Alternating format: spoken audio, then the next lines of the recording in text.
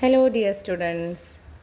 അപ്പോൾ ഇന്ന് junior instructor hospital house കീപ്പിങ്ങിലെ ചാലഞ്ചസ് ഫേസ്ഡ് ബൈ ഡിപ്പാർട്ട്മെൻറ്റ് എന്നുള്ള ഭാഗം നമുക്ക് നോക്കാം. Challenges faced by department. Routines need to be planned so that they don't inconvenience doctors, nurses, visitors. അതായത് ഇവർ ചെയ്യുന്ന പ്രവർത്തനങ്ങൾ ഡോക്ടേഴ്സിനെയോ നേഴ്സസിനെയോ വിസിറ്റേഴ്സിനെയോ ഒന്നും അവർക്കൊരു ശല്യം ഉണ്ടാക്കാത്ത തരത്തിലായിരിക്കണം ഹൗസ് കീപ്പിംഗ് ഡിപ്പാർട്ട്മെൻറ്റ് വർക്ക് ചെയ്യേണ്ടത്.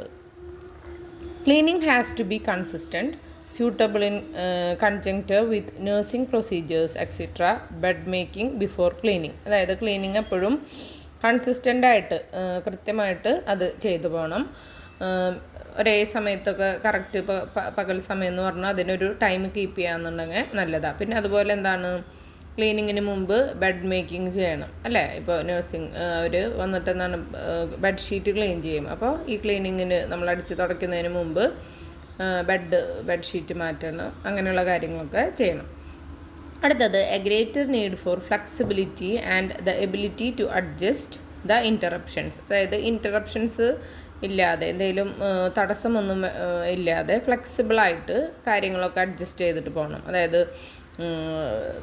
ഇപ്പോൾ വേറെ ഡോക്ടേഴ്സ് വരുന്ന നേരമാണ്, അപ്പോൾ ഡോക്ടർ വന്ന് ചെക്ക് ചെയ്തുകൊണ്ടിരിക്കുന്നതിൻ്റെ ഇടയിൽ വന്നിട്ട് ക്ലീനിങ് ചെയ്യാമെന്ന് വെച്ച് കഴിഞ്ഞാൽ ഡോക്ടേഴ്സിന് ഇഷ്ടമായിന്ന് വരില്ല, അത് അവരുടെ പ്രവർത്തനത്തിനെ ബാധിക്കും അല്ലേ. അപ്പോൾ അങ്ങനെ ഉള്ള കാര്യങ്ങൾ ഇല്ലാതെ നല്ല രീതിയിൽ അത് സ്മൂത്തായിട്ട് ഫ്ലെക്സിബിളായിട്ട് നടന്നു പോകണം ക്ലീനിങ്ങൊക്കെ. അപ്പോൾ കറക്റ്റ് ടൈം കീപ്പ് ചെയ്ത് നല്ല രീതിയിൽ ക്ലീനിങ്ങും കാര്യങ്ങളൊക്കെ ചെയ്യണം. അടുത്തത് ഷോർട്ടേജ് ഓഫ് സ്റ്റാഫ്. ഈ സ്റ്റാഫുകളുടെ എണ്ണത്തിൽ കുറവ് വരുന്നതും ഈ ഡിപ്പാർട്ട്മെൻറ്റ് ഫേസ് ചെയ്യുന്ന ഒരു ചാലഞ്ചാണ്. അതുപോലെ മാൻ പവർ ട്രെയിനിങ്, ആൾക്കാർക്ക് ട്രെയിനിങ് കൊടുക്കൽ ഒരു ഇത്രയും കൂടി എഫേർട്ട് എടുക്കേണ്ട കാര്യമാണ് അല്ലേ. പിന്നെ വാഷ്റൂം ക്ലീനിങ് ആണ് മറ്റൊരു പ്രധാനപ്പെട്ട കാര്യം. വാഷ്റൂംസൊക്കെ നല്ല നീറ്റായിട്ട് കീപ്പ് ചെയ്താലാണ് പേഷ്യൻസൊക്കെ ഹാപ്പി ആവുള്ളൂ. അതല്ലാന്നുണ്ടെങ്കിൽ നെക്സ്റ്റ് ടൈം അവരെന്താണ്, they will go to better hospitals അല്ലേ. അപ്പോൾ എപ്പോഴും വാഷ്റൂംസ് എല്ലാം ക്ലീനായിട്ട് സൂക്ഷിക്കണം. Washroom cleaning is very important as it leads to infection in ഹോസ്പിറ്റലിൽ ഇൻഫെക്ഷൻസ് ഒക്കെ ഉണ്ടാകാനായിട്ട് കാരണമാവുന്നതാണ് മര്യാദയ്ക്ക് നമ്മൾ വാഷ്റൂമൊക്കെ ക്ലീൻ ചെയ്തില്ല എന്നുണ്ടെങ്കിൽ അല്ലേ. It is necessary to maintain hygiene എന്നുള്ളത് കീപ്പ് ചെയ്യേണ്ടത് വളരെ അത്യാവശ്യമാണ്. വൃത്തി വളരെ അത്യാവശ്യമാണ്. The grouts in the tiles and rough surface is very difficult to clean. അതായത് ഈ ടൈലുകളുടെ ഇടയിലുള്ള ഗ്യാപ്പുകൾ, പിന്നെ റഫായിട്ടുള്ള പരുപരുത്ത സർഫസൊക്കെ ക്ലീൻ ചെയ്യാനായിട്ട് ഇത്തിരി ബുദ്ധിമുട്ടാണ്. ദ ലിഫ്റ്റ് ബട്ടൺ, അതായത് ലിഫ്റ്റിലുള്ള ബട്ടൺസ്, സ്വിച്ചസ്, പിന്നെ ഡോറിൻ്റെ നോബുകൾ പിടുത്തമുണ്ടല്ലോ, അതൊക്കെ ട്രാൻസ്ഫർ മൈക്രോബിയൽ, അതായത് അതൊക്കെ എന്താണ് സൂക്ഷ്മജീവികളെ മറ്റുള്ളവരിലേക്ക് എത്താനായിട്ട് എളുപ്പമാർഗ്ഗമാണ് അല്ലേ. ഇതൊക്കെ ഒരു രോഗി പിടിച്ചതോ അല്ലെങ്കിൽ ഇതാക്കിയതൊക്കെ നമ്മൾ തൊടുമ്പോൾ അവിടെ നിന്നൊക്കെ ഇൻഫെക്ഷൻ വരാനുള്ള സാധ്യത ഉണ്ട്. These are more infectious than seat. ഇപ്പോൾ ചെയേഴ്സിനെക്കാട്ടും ഏറ്റവും കൂടുതൽ ഇൻഫെക്ഷ്യസ് ആയത് എന്തൊക്കെയാണ്, ലിഫ്റ്റിൻ്റെ ബട്ടണ്, സ്വിച്ചസ്, ഡോർ നോബ്സ് ഒക്കെ. Methods and equipment require special attention so as to prevent cross infection. അതായത് ഈ എക്യുപ്മെൻറ്റ്സൊക്കെ പ്രത്യേക ശ്രദ്ധ കൊടുത്തിട്ട് ക്ലീൻ ചെയ്യണം, അല്ലാന്നുണ്ടെങ്കിൽ എന്താ മറ്റുള്ളവരിലേക്ക് അത് ഇൻഫെക്ഷൻ എത്തിക്കാനായിട്ട് കാരണമാവും. The noise is of more importance than elsewhere. മറ്റ് സ്ഥാപനങ്ങളിലൊക്കെയാണെന്നുണ്ടെങ്കിൽ നമുക്ക് ഒച്ചയിൽ ഇപ്പോൾ വർക്ക് ചെയ്ത് കഴിഞ്ഞാൽ കുഴപ്പമില്ല, പക്ഷേ ഇവിടെ രോഗികളാണ് അല്ലേ, അവർ ഓൾറെഡി ഡിസ്റ്റർബ്ഡ് ആവും, അവരുടെ അസുഖം കൊണ്ട് അവർക്ക് പല ബുദ്ധിമുട്ടുകളും ഉണ്ടാവും. അപ്പോൾ പരമാവധി ശബ്ദമൊന്നും ഉണ്ടാക്കാതെ അവർക്ക് ബുദ്ധിമുട്ട് ഇല്ലാത്ത രീതിയിൽ വേണം നമ്മൾ പ്രവർത്തിക്കാൻ. Quality service much in demand which can be achieved by, അതായത് നല്ല ക്വാളിറ്റി സർവീസ് വേണം നമ്മൾ കൊടുക്കാൻ. അപ്പോൾ അതിനെന്തൊക്കെയാണ്, കണ്ടിന്യൂസ് സ്കിൽ ഡെവലപ്മെൻറ്റ് വേണം, തുടർച്ചയായിട്ട് സ്കിൽസ് ഡെവലപ്പ് ചെയ്തുകൊണ്ടിരിക്കണം. ടെക്നോളജിക്കൽ അപ്ഗ്രേഡേഷൻ, ടെക്നോളജി എപ്പോഴും അതിനനുസരിച്ചിട്ട് പുതിയ പുതിയ മാറ്റങ്ങൾ കൊണ്ടുവരണം. മെക്കാനൈസ്ഡ് ഓപ്പറേഷൻസ്, മെഷീൻസും മറ്റും യൂസ് ചെയ്തിട്ടുള്ള കാര്യങ്ങൾ ചെയ്യാനുള്ളിടത്ത് അത് ചെയ്യണം. വാക്യൂം ക്ലീനിങ്ങും അങ്ങനെയുള്ള കാര്യങ്ങൾ.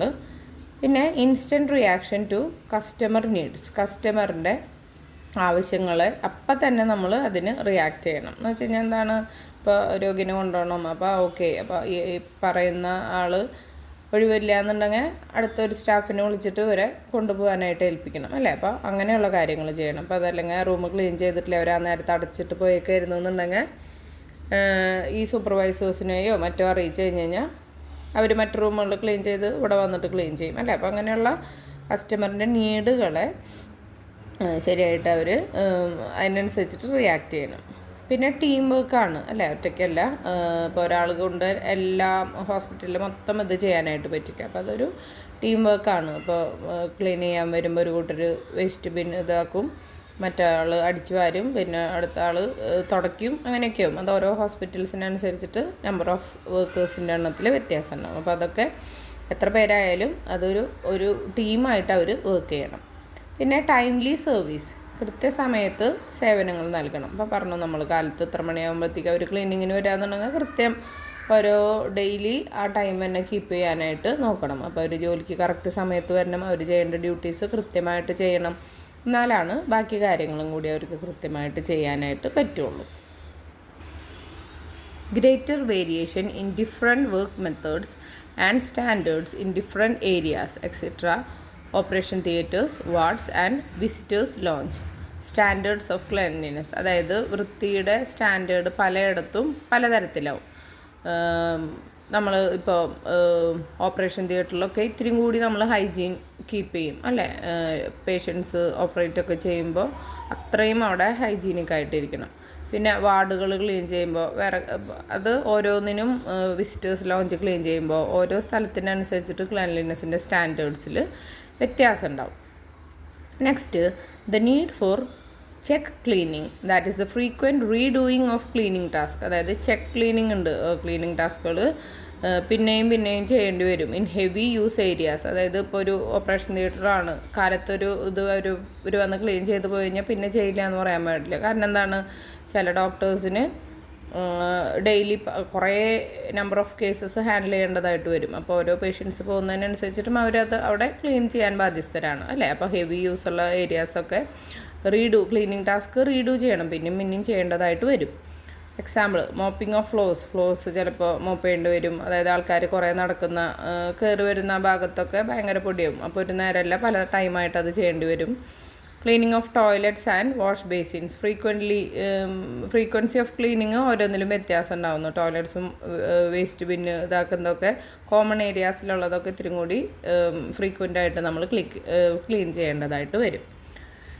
നെക്സ്റ്റ്, ലോണ്ട്രി എന്ന് വെച്ച് കഴിഞ്ഞാൽ നമ്മൾ പറഞ്ഞു എന്താണ്, യൂണിഫോംസും ബെഡ്ഷീറ്റ്സ് അങ്ങനെയുള്ള കാര്യങ്ങളൊക്കെ, ഈ ഹോസ്പിറ്റലിൽ ഉപയോഗിക്കുന്ന ടവൽസ്, അങ്ങനെയുള്ള ഡോക്ടേഴ്സിൻ്റെയും നഴ്സസിൻ്റെയും ഒക്കെ യൂണിഫോംസ്, പിന്നെ ഓപ്പറേഷൻ തിയേറ്ററിലും ബെഡ്റൂംസിലൊക്കെ യൂസ് ചെയ്യുന്ന പില്ലോ കവേഴ്സ് ആൻഡ് ബെഡ്ഷീറ്റ്സ് ഒക്കെ ക്ലീനിങ്, അതൊക്കെ ഇതിലാണ് വരുന്നത്, ലോണ്ട്രി ഡിപ്പാർട്ട്മെൻറ്റിലാണ് വരുന്നത്. Operating and effective on promise laundry is A multi step process. അതായത് ഓൺ പ്രൊമൈസ് ലോണ്ട്രി എന്ന് വെച്ച് കഴിഞ്ഞാൽ എന്താ, ആ സ്ഥാപനത്തിൻ്റെ ഉള്ളിൽ വെച്ച് തന്നെ ക്ലീനിങ് പ്രോസസ്സ്, ഈ ലോണ്ട്രി വർക്ക് ചെയ്യുക എന്നുള്ളത് അത് ഒരു മൾട്ടി സ്റ്റെപ്പ് പ്രോസസ്സാണ്. അതൊരൊറ്റ സ്റ്റെപ്പായിട്ടല്ല, പല സ്റ്റെപ്പുകളായിട്ടാണ് നടക്കുന്നത്. നല്ല രീതിയിലൊരു ലോണ്ട്രി ഓപ്പറേറ്റ് ചെയ്യണമെങ്കിൽ അതിന് പല സ്റ്റെപ്പ് ഉണ്ട്. എന്താണ്, ആദ്യം തന്നെ കളക്റ്റിംഗ്, ഈ മുഷിഞ്ഞ വസ്ത്രങ്ങളും യൂണിഫോംസും ടേബിൾ കവേഴ്സ് അങ്ങനെയുള്ള സംഭവങ്ങളൊക്കെ കളക്ട് ചെയ്യണം. പിന്നെ അത് സ്റ്റോർ ചെയ്യണം, പിന്നെ അത് വാഷ് ചെയ്യണം, പിന്നെ എന്ത് വേണം, അതിനെ ഡ്രൈ ചെയ്യണം. ഡ്രൈ ചെയ്ത് കഴിഞ്ഞ് അവരത് വൃത്തിയായിട്ട് ഉണങ്ങിക്കഴിഞ്ഞ് കഴിഞ്ഞാൽ അത് മടക്കി കറക്റ്റ് പൊസിഷനിൽ തന്നെ അത് ക്ലീനാക്കി മടക്കി സൂക്ഷിക്കുകയും വേണം. അത് ഓരോന്നിനും ഓരോ ഭാഗം എന്ന് പറഞ്ഞിട്ടുണ്ടാവും. യൂണിഫോംസ് വേറെ, ബെഡ്ഷീറ്റ്സ് വേറെ, പില്ലോ കവേഴ്സ് വേറെ എന്ന് പറഞ്ഞാൽ അതിനൊക്കെ ഓരോന്നിനും പറഞ്ഞിട്ടുള്ള സ്ഥലങ്ങളിൽ അത് കൃത്യമായിട്ട് കീപ്പ് ചെയ്യണം. ഇനി ഏറ്റവും ഒരു മെനക്കെട്ട പരിപാടിയാണ് എന്ത്, വേസ്റ്റ് സെഗ്രിഗേഷൻ അല്ലേ. വേസ്റ്റുകൾ ഡംപ് ചെയ്യൽ, അവിടെ ഇവിടെയും നമ്മൾ ഓപ്പൺ ഡംപിങ് പാടില്ല അല്ലേ.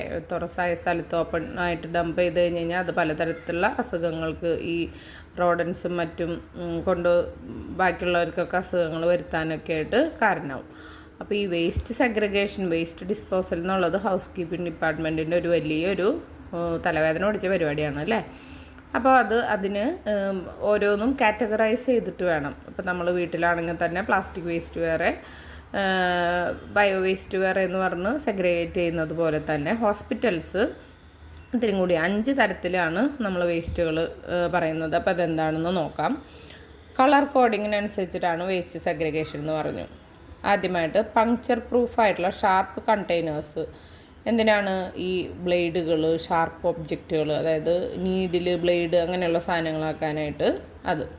നെക്സ്റ്റ് വൺ ബ്ലൂ കളറിലുള്ള സെഗ്രിഗേഷൻ ഇങ്ങനെ അതിനുള്ള ബോക്സസിലുമൊക്കെ ബ്രോക്കൺ ആൻഡ് അൺബ്രോക്കൺ ബോട്ടിൽസ്, പൊട്ടിയതും പൊട്ടാത്തതുമായ ബോട്ടിൽസും ഗ്ലാസ്സസൊക്കെയാണ് ഇടുന്നത്. ഇനി റെഡ് കളറായിട്ടുള്ള ഡസ്റ്റ്ബിന്നിൽ എന്തൊക്കെയാണ് ഇടുക? ഓൾ ഇൻഫെക്റ്റഡ് പ്ലാസ്റ്റിക് വേസ്റ്റ്, അതായത് എന്താണ്?